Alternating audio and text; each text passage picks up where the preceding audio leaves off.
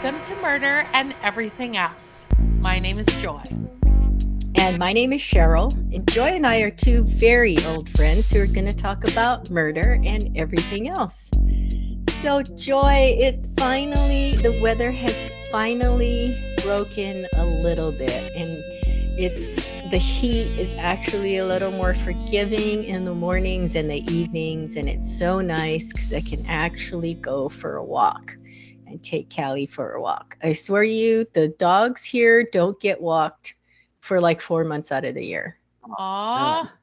Not just me, but I think everybody. I've spoken to other people that just don't walk their dogs when it's hot because even if the sun is not beating down on the pavement, it has baked all day. So there was like a couple months ago, I went out after the sun went down and I felt the pavement and it was scalding hot. So I tried booties on Callie and that was funny. Oh, when you said I tried booties, I thought you were going to say something else. I was going to go, Cheryl, that's not that kind of show. Oh, brother, you wish I said something like that. No, I did. I bought her these pink boots for her little tender paws, and someone told me, oh, you got to start young for something like that. Anyway, she was having them. Plus, one of them came off, and it's hard to size it. It's hard to size because in actuality they're not supposed to be wearing shoes. Girl, I've been wearing shoes for a long time, and it's even hard to size it for me. Can you imagine if we had shoes for the dogs like we have for people? Oh my God. Maybe that's what I'll do, start buying shoes for the dogs. There you go. You know what disturbs me? And I'm not talking about my dogs. I'm talking about my actual pets. Get it? Oh, brother. You know what disturbs me are those pet parents that have their dogs walking on their hind legs. I don't know anybody who does that. I don't know, but I've seen video. And it's not like, oh, the dog does it for a second as a trick and twirls around. I mean, they're walking down the sidewalk on their back legs. It can't be structurally good for them, I don't think. If you're one of those people, could you reach out and let us know? We want to know. I don't know anybody who does that. Yeah, you haven't seen the videos of the dogs walking on their hind legs like they're walking upright? I told you, my algorithms are this: cooking, murder, and murder. Yeah, there you go. Well, I have some updates, Cheryl. And that is, if you are watching The Bachelorette, we are well into the Joan season. What are we thinking? I want to hear from our listeners. Email us at murderandeverythingelse@gmail.com or text us. I got to tell you, I am loving this episode. And we're going to do one, maybe two Bachelorette episodes. So, Francoise, be warned. But I will tell you, I'm watching it with my 17-year-old, and she has the most hysterical commentary. Teenagers are so funny. Oh my God, Cheryl, I wish you were sitting in the room watching it with us. She alternates between cringe, the word, she'll go cringe or ew or cringe. I mean, it's so incredibly funny. Or she'll just have these one words that she'll throw out there, and I will be in stitches. It's more fun watching her watch the show than actually watching the show. Right. I got to come over there and watch it. Oh, it's so entertaining. And then also last week I talked about Baby Reindeer's Richard Gadd winning 2 Emmys. I also want to just throw out there, the show itself went on to win a total of 6 Emmys. It had 11 nominations, and the woman who played Martha, her name is Jessica Gunning. She won an outstanding supporting actress in a limited or anthology series or movie. She did. Yeah, she was amazing, and I was so happy she won. And then Nava Mao, who plays Terry, won Outstanding Supporting Actress in a Limited or Anthology Series or Movie. And she is the first transgender woman to win an Emmy. And you know what, Cheryl? I got to say, it's about fucking time. She also did an amazing job. Wait, So how can they both have won supporting actress for the same? I don't How can know, both? but it's the Emmys. So maybe they have more than one Outstanding Supporting Actress. But No, maybe she one was the one maybe that one was played Outstanding Actress and one was actress. Outstanding Supporting. I don't know. I think so. But they Yeah. both, I think they both won, and I was so happy. Laverne Cox, who is also a transgender actress, had been nominated in the past, but she never won for her categories. Congratulations. I don't know if your name is pronounced Nava Mao or Nava Mao, but congratulations to you. I think that's a really cool thing. You know what? Representation. So there. I don't know all the right terminology, but I do know it's nice for representation, just like when Halle Berry won the first um, Oscar as a Black woman, just like Michelle Yeoh winning as an Asian woman, just like Sandra Oh winning. You know, it's so important for there to be representation from all people of all colors, all ethnicities, all genders, all sexual orientations, all walks of life, all everything. So there. Yep. Agree. Anyway, Cheryl, what about you? Agree. You got any updates for us?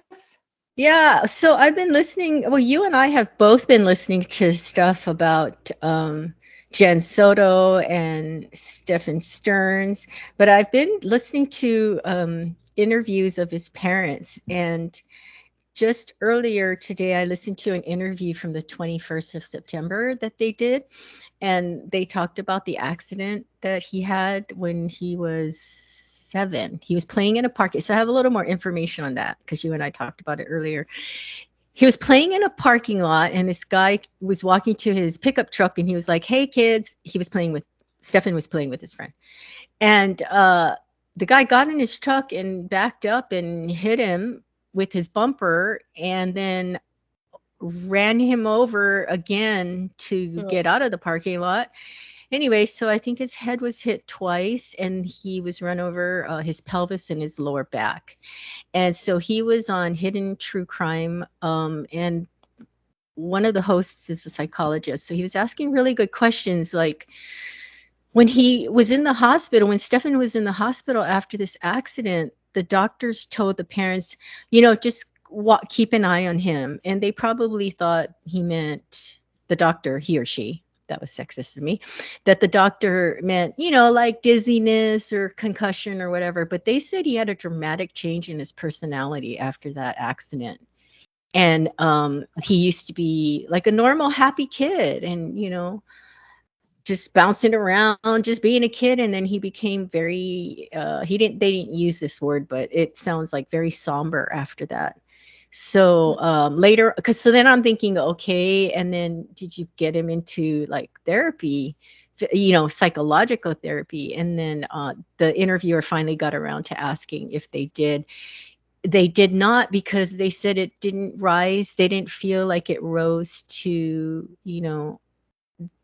to warrant him going to therapy. And I wonder if he had gotten some therapy after that, because they said he had a dramatic change in his personality.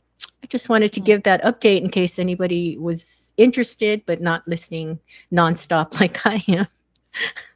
Well, But it's I will also say that like they never did any kind of grief therapy. Like if I don't know if I've talked about in the past, but I had a parent die when I was a child, and I was a small child. And when you have a parent who's there for 4.5 years and then they're gone, that's a huge empty hole. And there was no kind of awareness about grief or how that would affect a child later in life to have a parent there and then suddenly gone. And then also, we didn't see other people in our home crying or sad. And I don't remember my mother being bereaved in any way because, again, I was 4.5, what's normal and what's not normal at 4.5. So Mhm. I just have to say that, like, for the parents to say that, I think it's indicative of their age and the time Yeah. that they grew up. But at the Hmm. same time, let's face it. I mean, of course, if this happened today, they would probably run out there and be getting all kind of like therapy, don't you think, for this child, for this Yeah, person? I think so. Because he had PTSD from it. They said Oh, that. sure. They were aware of it. And that, I think, warrants therapy. I mean, getting Well, run over by the same truck twice is pretty fucking traumatic. But I'm not making an excuse for Stephen Stearns and his mm, actions. I'm not making excuses. But it's just to learn, right, from this. It's a nature right. versus nurture thing. And I know it's Also, a heavy. remember how she's so protective over him? And she's saying, like, I don't know. I feel like the mom is so protective over this guy in the police interviews, and it makes me sick to my stomach. And I literally was thinking, what's going on? Is there something wrong with her? Like, in obviously, there's something wrong with her, but you know what I mean? Like, is there something wrong with these people? Like, why would she be so protective of this guy? Like, I mean, she's seen these awful, awful images, and yet she's still like protecting him. I don't know. I mean, maybe In she thought he wasn't capable of it because of what had happened to him as a child. Yeah, I don't think any parent thinks their child is capable of something to this magnitude. But yeah, it just listen to the interview. It was done on the 21st, and actually they're not protecting him. Neither one of them are. They very much say that, like the mother says, he was an emotional bully, is what she said, Hmm. that he always had to get his way. But anyway, we could do a deep dive into it. But it's just interesting to listen to Stephen Stearns' parents. I mean, I'm not a parent. I can imagine that it's just so hard. I mean, it's just so hard to be a parent. And Well, I I will don't say know. this, there are things that as a parent you forget. Like, I can tell you quite honestly that after, in that first like 6 months to 30 years after your child is born, you're so exhausted. You just so Yeah. tired. I can't believe you didn't even react to that. I said 6 months to 30 years. But anyway, um, Sorry. uh, You know what? I was thinking about how this ties in with our subject matter yeah. today, But I because will say that, this guy had some very messed up, very dysfunctional female figures in his life. Um, anyway, so go I ahead. I think it is difficult for a parent to so I don't think it's difficult for a parent to understand that their child has done something heinous or really wrong. But what I think is the love that a parent has for their child never ever goes away. It doesn't matter if that child has done something egregious or something immoral, or they've broken the law, or they've broken many laws. I think what happens is you love your child unconditionally. I mean, after all, you made that child. In many cases, sometimes you have not, you've adopted that child, or you foster that child or whatever, but that's your child and you love that child unconditionally. That's the whole point of being a parent is, like, if you think about it, because kids, we let them do things that, like, I joke around. I'm like, I'm in the most abusive relationship with a 3-year-old, because I'm a nanny, and I joke around that I would never let anyone out in the real world treat me so terribly. But of course, it's a 3-year-old. It's just like my pets. If you came into my house, Cheryl, and shit on the carpet, you wouldn't be coming back to my house. But when the dog shits on the carpet, there's something wrong. They must be sick, or no one let them outside, or poor baby, he's embarrassed. It's like, are you kidding me? Your dog shit on my carpet. So I think that there's a special place inside a parent that, it's not that we don't know that the person did something wrong, immoral, illegal, whatever, but we can look past that. I don't know, because again, like, I've never been in this situation, but I have seen a parent in this situation, up close and personal, and observed their reactions. And there were many times where I would just scratch my head. So, anyway, that's all I'm going to say about that. You got any more updates, by the Mm-hmm. way? Oh, No. okay. Okay. So, on the weekend, guys, the Hubs and I went to South Carolina to celebrate a dear friend's 50th birthday. And one of the things we did was we got to see Martin Short and Steve Martin in a show in Spartanburg, South Carolina. And let me just tell you, they were fabulous. And a huge thank you to our friends, the Andersons, for a wonderful weekend. But I got to just, throw out there that Martin Short is 74 years old. Steve Martin is 79 years old. Martin Short is the most spry individual I have ever seen in my life. He was skipping across the stage, doing this crazy dance in a bodysuit. I mean, his physical comedy for a 70. He was standing on the stage and jumped up and onto a grand piano to sit Oh on the my grand God. piano. I can't do that. And I'm 20 years younger than the man. So my hat off to Martin Short, who I don't know if he's doing like what we talked about several weeks ago, where he's doing Pilates and Tai Chi and I don't know, Taibo and Taipei. I don't know all the sports, what they're called, but it was so impressive. And there were several points where I was laughing so hard, Cheryl, that I couldn't catch my breath. It was hilarious. That's so cool. Yeah, special thanks to those two guys for putting on a really fucking hilarious show. And then also a huge shout out for the bluegrass folk group from North Carolina, the Steep Canyon Ragers, who Steve Martin played the banjo with and who are so unreal. I am not into bluegrass folk music, but Cheryl, they were so amazing that I hope to see them again in my lifetime. We're talking about a fiddle, a bass, a couple of guitars, a banjo. They were so good. I mean, this is like amazing, amazing kinds of talent that like not everybody, very few people have. So anyway, what a show. You got any shout outs, That's Cheryl? cool. I do. And it goes hand in hand with the shout out to the shovel I gave a couple of weeks ago or whenever that was.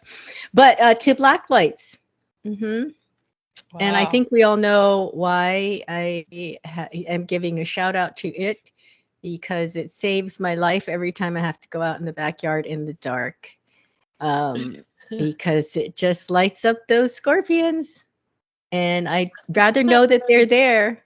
I spoke to a neighbor and she's like, I don't want to use one because I don't want to see how many are back there. And in my mind, I'm like, this is not where the saying ignorance is bliss. I don't believe in that in this case. I'd rather know where they are so they don't come running across my feet or Oh my Callie God. steps on them. Guys, So my husband literally comes in the house after listening to the podcast, which he listens to on his commute to and from work. He goes, did Cheryl really just shout out a shovel? And I said, it wouldn't be a murder podcast without shouting out a shovel, right, or talking about sledgehammer, duct tape, zip ties. Come on. I was like, yeah. And as I told Joy a little while ago, I was keeping a count of how my scorpion kills, and then I lost count. It was too many to keep oh my count God. of. So Well, the scorpion people are coming after you. You know that, right? yeah, Anyway, we are making a huge U-turn right back to murder today.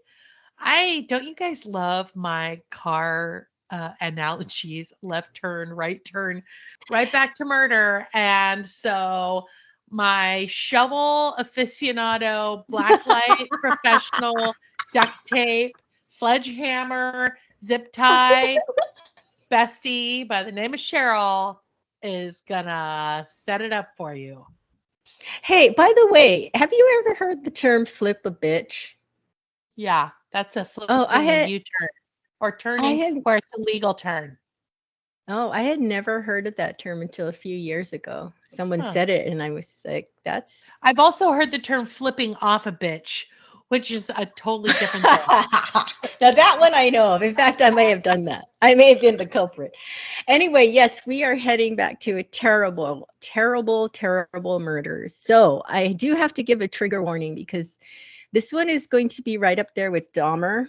So it includes a lot of violence, which includes decapitation, dismemberment, rape of a corpse, and killing of animals. So be forewarned that this is going to be really, really gruesome. I don't think muriatic acid comes into this one, but it's still just as bad as Dahmer. Well, let me go get So my vomit bag. my sources are Wikipedia, allthat'sinteresting.com, and ladbible.com. So our subject today is Ed Kemper. So Edmund Emil Kemper III, he was born December 18, 1948, is an American serial killer convicted of murdering 7 women and 1 girl between May 1972 and April 1973. Years earlier, at the age of 15, Kemper had murdered his paternal parents. Kemper was nicknamed the Co-ed Killer, as most of his non-familial victims were female college students hitchhiking in the vicinity of Santa Cruz County, California. Most of his murders included necrophilia, decapitation, and dismemberment, as I Ew. said before. The signs were there from the beginning. As a boy, Ed Kemper killed animals, decapitated his sister's dolls, and invented disturbing games. On August 27, 1964, at the age of 15, Kemper was sitting at the kitchen table with his grandmother, Maud Matilda Kemper, when they had an argument. He complained that his mother, Maud, was emasculating. Kemper said his grandmother thought she had more balls than any man and was constantly emasculating him, and he and his grandfather to prove it. So enraged, Kemper stormed off and retrieved a rifle that his grandfather had given him for hunting. He then re-entered the kitchen and fatally shot her in the head before firing twice more into her back. His grandmother's last words reportedly were, "Oh, you'd better not be shooting the birds again." So when she heard him come out with the rifle, or she heard him or saw him, apparently that's what she said.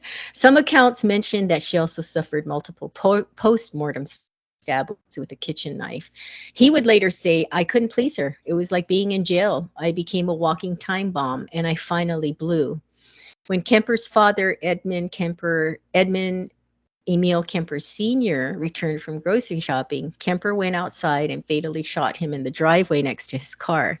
He was unsure what to do next, so he phoned his mother, who told him to contact the local police. Kemper did so and waited to be taken into custody. So remember, he's 15 at this time. Oh my Um, God.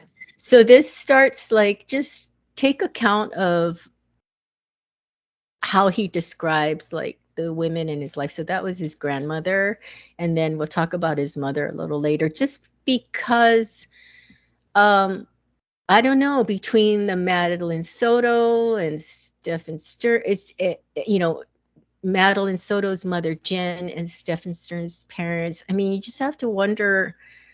um I wonder, how much came from what they went through as children. I'm not Right. excusing it, but you just have to, I wonder. Right. After his arrest, Kemper said that he just wanted to see what it felt like to kill grandma, and testified that he killed his grandfather so he would not have to find out that his wife was dead, because he would be angry with Kemper for what he'd done. Psychiatrist Donald Lund, who interviewed Kemper during adulthood, wrote, "In his way, he had avenged the rejection of both his father and his mother. Kemper's crimes were deemed incomprehensible for a 15-year-old to commit, and court psychiatrists diagnosed him with paranoid schizophrenia. He was sent to Atascadero State Hospital, a maximum security facility in San Luis Obispo County that houses mentally ill convicts." So Ed Kemper was imprisoned from 1964 to 1969, and at Atascadero, California Youth Authorities, California Youth Authority psychiatrists and social workers disagreed with the court psychiatrist's diagnosis. Hmm. Their report stated that Kemper showed no flight of ideas, no interference with thought, no expression of delusions or hallucinations, and no evidence of bizarre thinking. They also observed him to be intelligent and introspective. Initial testing measured his IQ at 136, over 2 standard deviations above average. Kemper was re-diagnosed with a less severe condition, a personality trait disturbance, passive aggressive type. Later, during his stay at Atascadero, he was given another IQ test, which produced a higher result of 145. Hmm. Kemper endeared himself. I found this interesting. He endeared himself. He was very smart, obviously, in more ways than one. He endeared himself to his psychiatrist by being a model prisoner, and he was trained to administer psychiatric tests to other inmates. A psychiatrist later said he was a very good worker, and this is not typical of a sociopath. He really took pride in his work. Kemper also became a member of the JCs while in Atascadero and claimed to have developed some new tests and some new skills on the Minnesota multifaceted personality inventory. And after his second arrest, Kemper said that being able to understand how these tests functioned allowed him to manipulate his psychiatrists, admitting that he learned a lot from the sex offenders to whom he administered tests. So when he was 15 and he was at Atascadero, he was allowed, because he was so smart, he like pulled the wool over their eyes, and they entrusted him with doing these psychiatric tests for sex offenders. Wow. And he learned from them. On December 18, 1969, his 21st birthday, Kemper was released on parole from Atascadero. Against the recommendations of psychiatrists at the hospital, he was released into the care of his mother, Clarnell, who by this time had remarried, taken the surname Strandberg, and divorced again.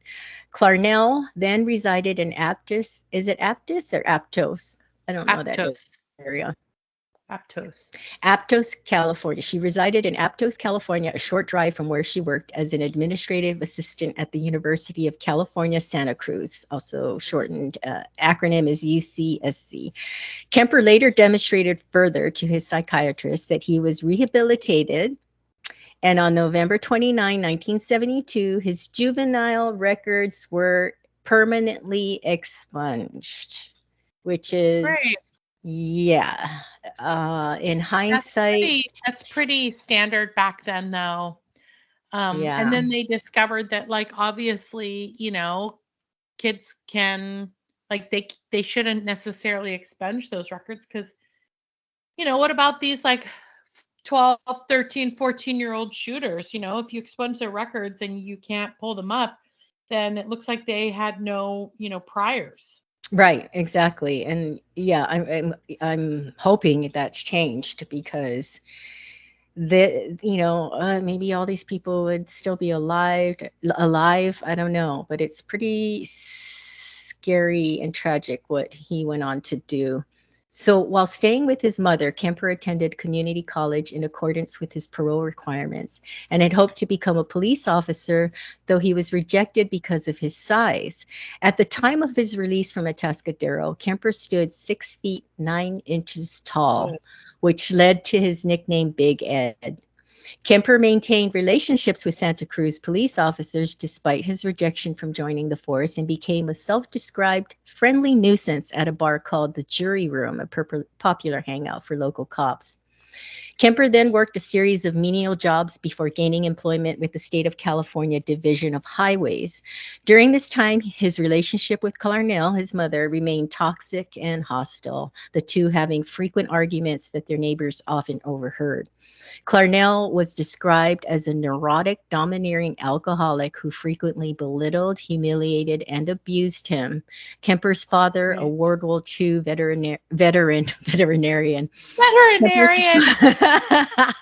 Kemper's father, a World War II veteran named Edmund Emil Kemper II, once remarked, Ed Kemper II, Edmund Kemper II once remarked, suicide missions in wartime and the later atomic bomb testings were nothing compared to living with Clarnell. She regularly berated Kemper's father for his menial job as an electrician, and she refused to coddle her son for fear it would turn him gay. In that turbulent environment, Kemper began to develop dark fantasies early on. Fueled by these thoughts, he started decapitating his sister's dolls. Great. Kemper once said, I remember there was actually a sexual thrill. You hear that little pop and pull their heads off and hold them up by the hair, whipping their heads off, their body sitting there. That get me off. In Huh. addition, Kemper forced his sisters to play disturbing games like electric chair and gas chamber. As if imagining where he might end up, Kemper had his sisters pretend to march him to his death. He once even stalked his second grade teacher while carrying his father's bayonet. And when his sister Susan teased him about kissing the teacher, Kemper coldly responded, if I kiss her, I'd have to kill her first. Ew. At the age, yeah, so maybe there were signs. So we're going to go back in Ha. time at the, yeah, right? This is what I'm saying. It's, I don't know because I don't have children, but whenever I listen, like I'm listening now to Stephen Stearns' parents, I always try to put myself, because I'm not a parent, only of a dog, and it's much different. It just makes me sad thinking about all the kids out there who are being abused as we speak, as we sit here, who are just neglected or just treated abusively, whether it's emotionally, verbally, or worse, physically, or maybe that's not worse, but it has an effect on they're just children. They're in their formative years and they're being treated like crap by the people that are supposed to love and protect them. It's like if you don't treat your kids with love and nurturing, you could be creating a serial killer or a shooter. I mean, Mm. it's incredible. So it's very sad. So at the age of 10, Kemper's disturbing behavior escalated to violence. After his father left the family in 1957, the young boy killed both of the family's cats. He even buried one of the cats alive and later decapitated it. Great. Meanwhile, without Edmund Sr. around, Kemper's mother began to focus her aggression on him. She made him sleep in the basement, claiming that he might hurt his sisters, and she regularly berated and insulted him. She told him that no woman would ever fall in love with him. When he had saved enough money, Kemper moved out to live with a friend in Alameda. He complained of being unable to get away from his mother because she regularly phoned him and paid him surprise visits. It's awful. She sounds like he just couldn't win. It was like Well, and then she when her treated him husband like left, she took Mhm. out all of her anger and frustration with On him him. against, her son, which is really awful. Yeah, so she throws him in the basement and then he moves out and she still can't leave him alone. Like, what would have happened if she just let him be and he just went on his merry way at that time? But she paid him surprise visit. She was always coming around. So, Right. and then he also had financial difficulties, which resulted in him frequently returning to his mother's apartment in Aptos, so that didn't help. So Kemper, who was then in his early 20s, met a female student from Turlock High School at a Santa Cruz beach, and the two became engaged in March 1973. Their engagement lasted over a year before being broken off due to Kemper's second arrest, which will come in a minute. Her parents requested her name not to be revealed to the public because she was reportedly 17 and still attending school at that time. After being denied a job as a state trooper because he was deemed too large at 6'9" and 300 pounds. God, could you imagine him being a police officer? Good God. Well, imagine the ones that get through. Oh, God. Um, Kemper decided to take up an available position at the Department of Transportation. As he Great. drove around California, Kemper noticed lots of women hitchhiking. Remember back in the 70s, it was very common to hitchhike. So he started to give them rides. He said, at first, I picked up girls just to talk to them, just to try to get acquainted with people my own age and try to strike up a friendship. He picked up over 100 girls without incident, but he couldn't suppress the urge to kill. When later asked what crossed his mind when he saw a pretty girl, Kemper said, one side of me says, wow, what an attractive chick. I'd like to talk to her, date her. The other side of me says, I wonder how her head would look on a stick. Yikes. By Exactly. By 1972, Kemper had turned to a life of violence yet again. On May 7th, 1972, and this is going to be very descriptive from here on out, so just fair warning. On If you May hear choking sounds, guys, that's me throwing up. Okay. On May 7th, 1972, he picked up two Fresno State students, 18-year-old Marianne Pesci. I'm going to assume it's Pesci. It's almost like Joe Pesci. 18-year-old Marianne Pesci and 18-year-old Anita Lucchesa near Berkeley, California. Kemper brought the women to a wooded area nearby, intending to rape them, but he panicked and stabbed and choked the two women to death. He then stuffed them into his trunk and drove to his house in Alameda. On the way, there's so many stories like this. On the way, a cop stopped him for a broken taillight but did not search the car. If he had, he would have found the bodies of the two women inside. Once home, Kemper raped the bodies. He then dismembered them, placed the body parts into plastic bags, and disposed of them. Ed Kemper's victims were hidden somewhere in a ravine near Loma Prieta Mountain. On September 14, 1972, like with his first murders, Kemper picked up a hitchhiker, 15-year-old Aiko Ku. This story is especially sad. They all are, but listen to what happens. She missed her bus to dance class, so he picked her up. And during this encounter, he accidentally locked himself out of his car at some point, but he was able to persuade her to let him back in. It reminds me so much of the Dahmer kid that got away and the police brought him back. So she was safely locked in the car, and for some reason, she let him back in.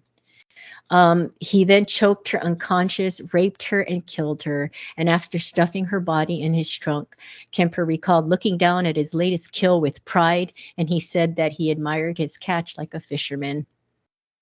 On January 7, 1973, Kemper, who had moved back in with his mother, was driving around the Cabrillo College campus when he picked up 18-year-old student Cindy Shaw.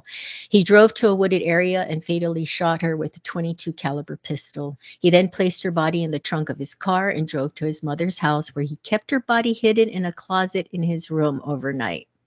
When his mother left for work the next morning, he had sexual intercourse with and removed the bullet from Shaw's corpse, then dismembered and decapitated her in his mother's bathtub. Yikes.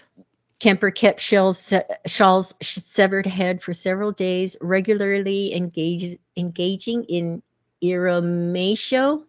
Do you know? I didn't know that word. Is that? I learned that from Dr. Ruth Westheimer. Oh, Dr. Ruth. Yep. When I tell you I learned stuff from that lady, You sure did. I don't know. I don't want to describe. You want to know what makes eromatio different from fellatio? You go ahead and explain it, because I don't want to. Well, fellatio is when someone is actively like pleasuring you with their other, with their mouth. If you have a penis. Eromatio is when you're obviously like pleasuring yourself with someone's mouth, but they're not pleasuring you back. Yeah, so he did this with her head for several days. Ew. Yeah, and then he buried the basically I think it's like I also have heard it in like cases like where people are sexually assaulted. So I think it's also like, I don't know, mouth rape. Yeah, I can't. You guys can look it up. But that's basically, yeah. I mean, but he did it with her decapitated head. So, and then he buried her head in his mother's garden, facing upward toward her bedroom. After his arrest, he stated that he did this because his mother always wanted people to look up to her. So see how sick his mother and his relationship was? Yeah. He discarded the rest of Shaw's remains by throwing them off a cliff. Over the course of the following few weeks, all except Shaw's head and right hand were discovered and pieced together like a macabre jigsaw puzzle. A pathologist determined that Shaw had been cut into pieces with a power saw.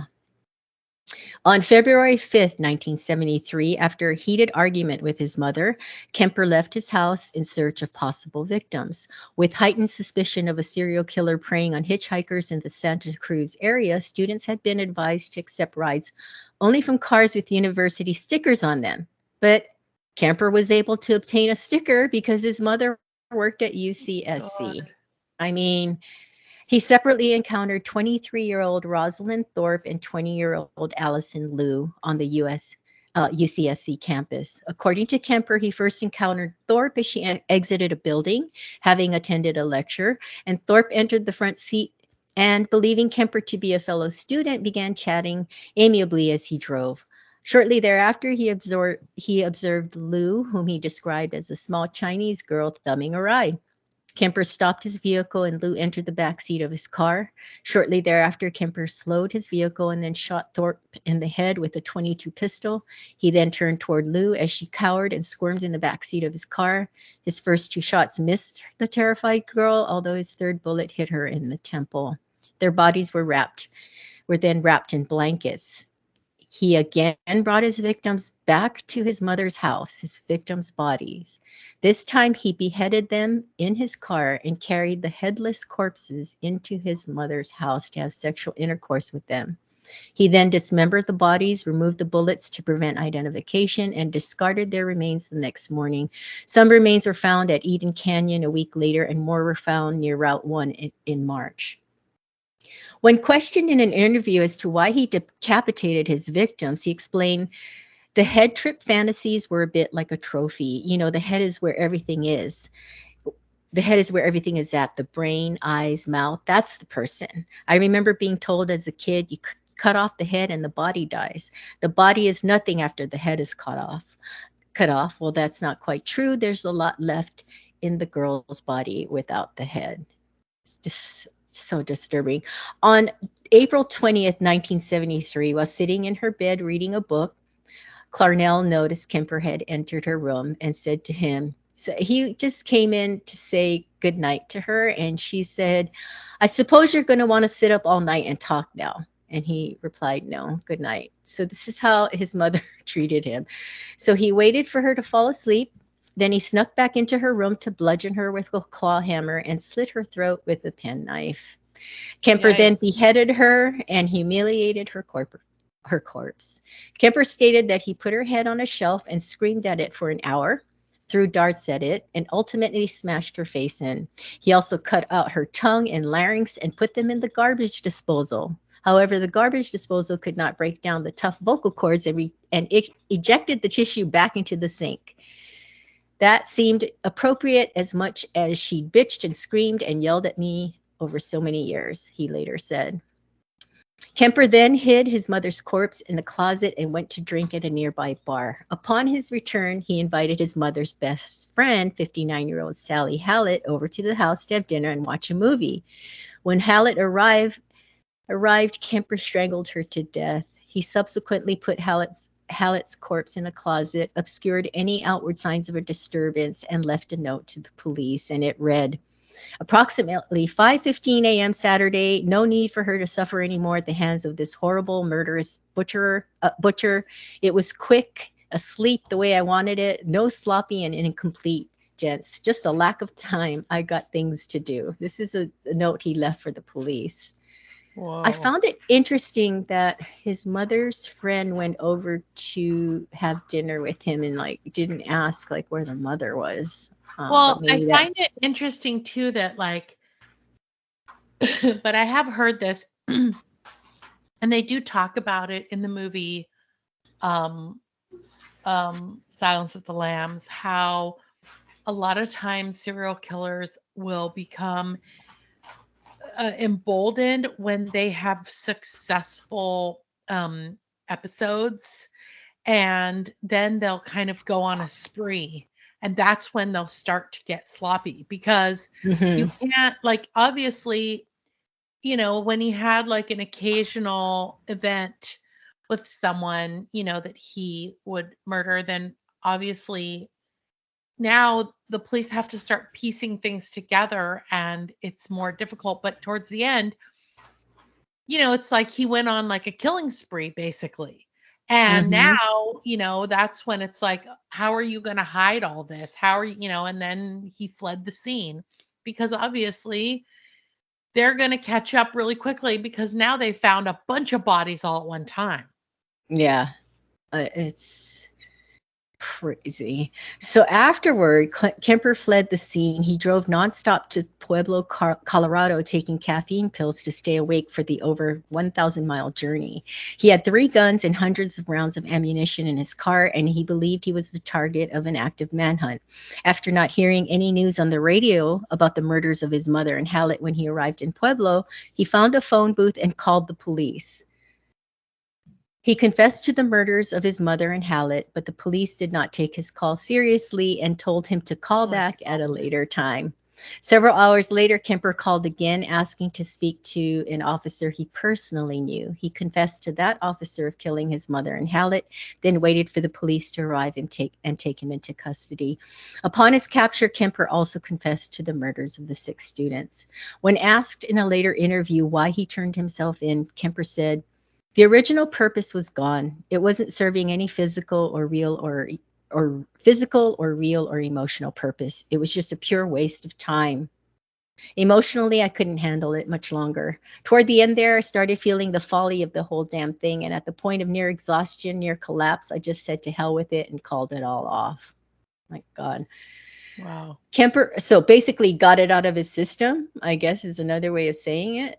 Poor people, poor women. Kemper was indicted on 8 counts of first-degree murder on May 7, 1973. He was assigned the chief public defender of Santa Cruz County, Attorney Jim Jackson. Due to Kemper's explicit and detailed confession, his counsel's only option was to plead not guilty by reason of insanity to the charges. Kemper tried to commit suicide twice while in custody. His trial went ahead on October 23rd, 1973. Three court-appointed psychiatrists found Kemper to be legally sane. On November 1st, Kemper took the stand. I gotta look for. I don't think they had. Maybe no. They've had footage of Ted Bundy, right, in court. So I want to see if they have footage of him on the stand. He testified that he killed the victims because he wanted them for himself, like possessions, and attempted to convince the jury that he was insane based on the reasoning that his actions could have been committed only by someone with an aberrant mind. He stated that two beings inhabited his body, and that when the killer personality took over, it was kind of like blacking out. But on November 8th, 1973, the 6-man, 6-woman jury deliberated for 5 hours before declaring Kemper sane and guilty on all counts. He asked for the death penalty, requesting death by torture. However, Yikes. the moratorium placed on capital punishment by the Supreme Court of California, he instead received life sentences for each count, with these terms to be served concurrently, and was sentenced to the California Medical Facility in Vacaville. Kemper Wow. remains among the general population in prison and is considered a model prisoner. He was in charge of scheduling other inmates' appointments with psychiatrists and was an accomplished craftsman of ceramic cups. Hmm. He was also a prolific narrator of audiobooks. So, like Ed Gein. Do you know the Ed Gein, the clown? He used to be a clown at children's parties, and he killed all Oh. those men. I'm probably going to have to do an episode on that. But he did art. So some of these serial killers do stuff behind bars, and then they sell their artwork and whatnot. So Ed Kemper was a prolific narrator of audiobooks for a charity program that prepared material for the visually impaired. A 1987 Los Angeles Times article stated that he was the coordinator of the prison's program and had personally spent over 5,000 hours narrating books with several hundred completed recordings to his name. So I can't imagine getting an audiobook and seeing on the credits Ed Kemper. Narrated by Ed Kemper. My God. Kemper was retired from these positions in 2015 after he experienced a stroke and was declared Wow. medically disabled. While imprisoned, Kemper has participated in a number of interviews, including a segment in the 1982 documentary The Killing of America, as well as an appearance in the 1984 documentary Murder, No Apparent Motive. His interviews have contributed to the understanding of the mind of serial killers. FBI profiler John Douglas described Kemper as among the brightest prison inmates he interviewed and capable of rare insight for a violent criminal. He further added that he personally liked Kemper, referring to him as friendly, open, sensitive, and having a good sense of humor. However, Kemper's discussions with Robert Ressler changed how the FBI conducted interviews with serial killers. According to Ann Burgess, Kemper told Ressler at the end of one of their interviews, "The guard isn't coming back. They're on change of shift. He's not going to be here for 30 minutes. In that time, I could snap your head and leave it on the table." I'd own the prison then. I killed an FBI agent.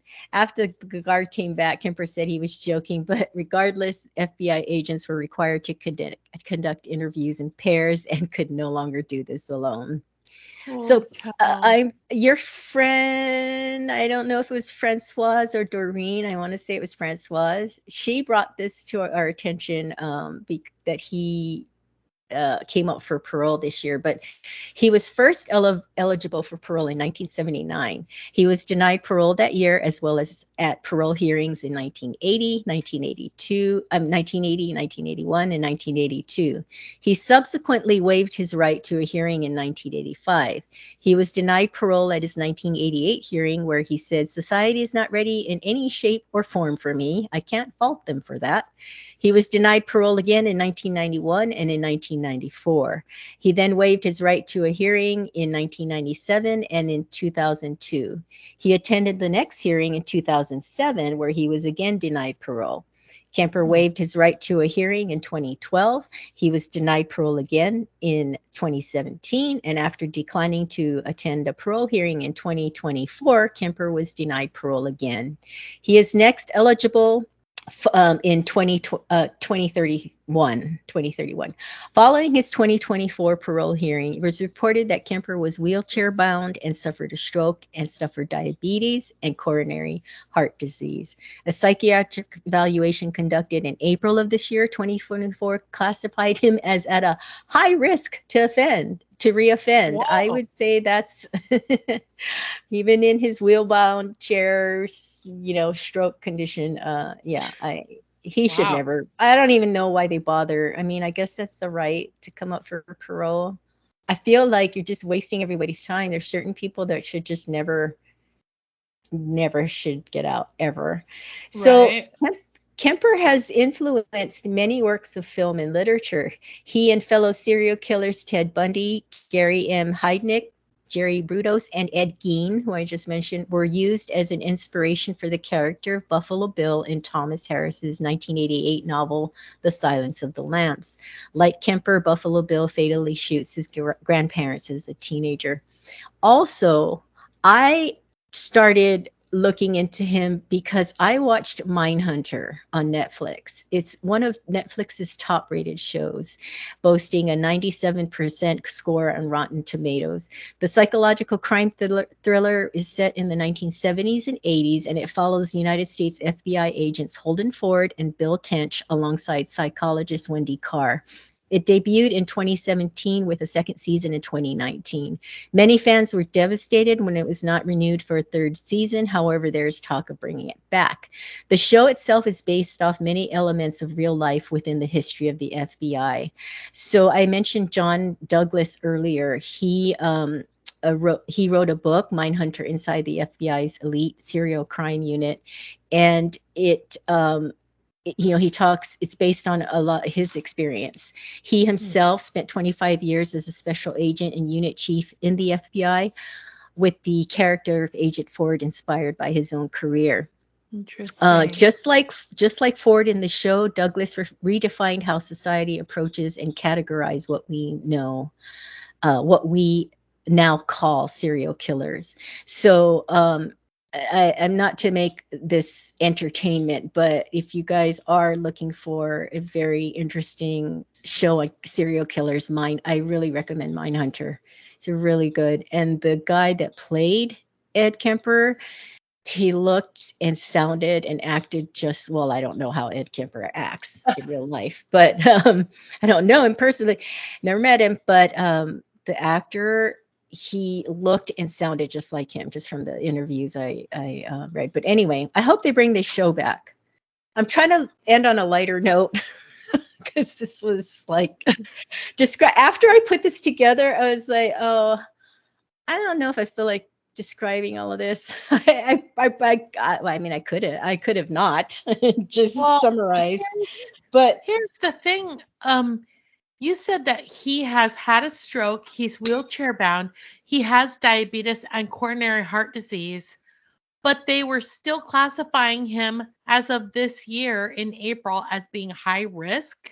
Don't you think it's a matter of, don't you think that's not really what it is? Like if I was on the board, I mean, I don't even know if this is constitutionally allowed. It's probably, it's probably, yeah, I guess it's within his rights to have a parole hearing every. Oh, I see what you're saying. So he has to come up for parole, even if they grant it or not. But of course, they're never like Charlie Manson, right? Yeah, that guy of course. Is like YouTuber. I mean, I don't know. Is he still alive? No, he died. I will say that. Yeah, I just, he would go in there, and literally for the longest time he would act normal, and then like 10 minutes in he started screaming helter skelter, and they have to drag his ass out. But I mean, he at some point you have to go, all right, let's even if this guy could even get behind the wheel of a car, good luck finding a hitchhiker. And if you found one, how are you going to get out if you're in a wheelchair and you've got all these health problems? No, that's why I don't think that I feel like you just can't trust anybody like this, right? It doesn't matter if he's wheelchair bound. He might be fine. I used to hitchhike all the time. I know you did. Oh my God, we have to do an episode just on your high risk behavior. But I think it's just I feel like the parole board goes through the motions. I think he could have been in a coma and they wouldn't have let him out. Because I think it's more punitive. Don't you think it's more of a punishment? Like I wouldn't want him out. He doesn't deserve to be out. The things he did to those women, no, horrible. Yeah, serial killers are very, very interesting. I used to be obsessed with this like website for a while, but this was just like when the internet was still new and it was all about serial killers. But then I stopped because I feel like the majority of them live in California, and I was getting really freaked out. I lived most of my life in California, but I will say that I know that this doesn't have anything to do with this case other than the connection to University of California, Santa Cruz. But did you know that their mascot is the banana slug? No, and what is the banana slug? I don't even know that. It's that yellow slug that you find a lot. I gotta look this up. Yeah, that's their school mascot. I think that's so cool. Why? I mean, why not? It's like, I feel like people always pick things like, the eagles or the gators or, the lions or the cheetahs. But I think it's kind of cool. It's like, go banana slugs, go. Wait, what is the team? What's the sport? All their sports. But why would you want to be a slug in a sport? That's not very just positive. A slug, it's a banana slug. Okay, well, banana slugs are this great yellow color. But they're slow. I know, but so why would the you story want that? Of the tortoise and the hare? Anyway, Cheryl, I gotta tell you, oof. I didn't know about serial killers. I can't even start to tell you about the crimes that this guy committed. I have a question before we close out. Do you think that if he was treated well by the female figures in his life, that he possibly could have been normal? Or do you think I don't know. I mean, there may have been, I think that when in the formative years, a child's life, they usually say that's between, birth to age 6 to 8, usually when they start school, that there's a lot of developmental things that have to happen. And if there's abuse and there's a lot of like fear and there's a lot of scary shit that happens, I think it can actually hardwire someone's brain to be broken. And I think that's when you see a lot of behavior that is like, a lot of times they say it starts with torturing or hurting small animals because you're in a powerful position where you're larger than them. Yeah. And you're in Mm-hmm. you have power over them. So I think that's Mm-hmm. usually a really bad sign when they see that children have done something like that. Now it's very, very normal for a child to kick an adult or another child or to pull hair or pinch or bite. That's very normal because there is the cause and effect. There's like an action and a reaction. But when you see children that torture small animals and or actually like go through the motions of doing things that are repetitive, like torturous behavior, that's very alarming. Um, so I will say that most likely his grandmother and grandfather were horrible to him, and so was his mother and father. And that's, Mm-hmm. so he had zero example of loving, caring um, adults in his life. And he also was probably in many ways being tortured himself, emotionally, Mm-hmm. mentally, physically, sexually. And so that's why his brain was broken. And I do believe that once it's broken, you can't really patch it back together. And I think that in his case, by calling out, by calling the police and saying he was done, he couldn't Mm-hmm. continue this killing spree, there was probably, at least some kind of morality there that he recognized he couldn't continue that. He was exhausted. And also, you notice that once he was in a contained environment like prison, he actually was a model inmate. Mm-hmm. Yeah. So all of the See, things it's so that, interesting. yeah, all of the things that made his life like a living hell, like, his grandparents and his parents, and then also all these things like women being removed from his area allowed him to function model inmate. But Mm-hmm. yeah, I mean, if he was living with, on his own, he probably would have um, slowly, found a way to reoffend because he was definitely a broken person. Yeah, yeah. So, yeah, I don't mean to get all heavy. I just feel like, hey, parents out there of young kids, treat them right. If you can't, let somebody else have them. Seriously, I've been drowning in like these stories of people that have come from really fucked up childhoods. Um, It's really, really a huge responsibility to have a child. And it mhm. is an even larger responsibility because anyone can have a child, but it takes a really amazing person or persons, takes a village to raise a child from birth until, until whenever, because a lot of us don't lose our parents until we're considerably older, and a lot of developmental stuff is happening during that time. So I don't believe that parenting ends. I believe you're always a parent, and just like if your child dies, you're no longer, you're still a parent. You still parent that child. You know what is a horrible crime besides me having to listen to this? What's that, Joy? That I had to listen to this. No, that we are out of time. Oh, that is a crime. Well, thank you for listening, everyone, and don't complicate your day. All creativity, commentary, and opinions in this podcast belong to Cheryl and Joy. Music composed and mixed by Gabe McKeon. Logo and merch managed by Cheryl Yamaguchi. Podcast editing, advertising, and social media managed by Joy McKeon. Legal representation provided by John Bojezic. Please like, subscribe, follow, and listen. You can listen to us on Spotify, Apple Podcast, Audible.com, Amazon Music, YouTube, and iHeartRadio. And remember, you can find us on Instagram and TikTok, or you can email us at murderandeverythingelse@gmail.com. Bye, fishes.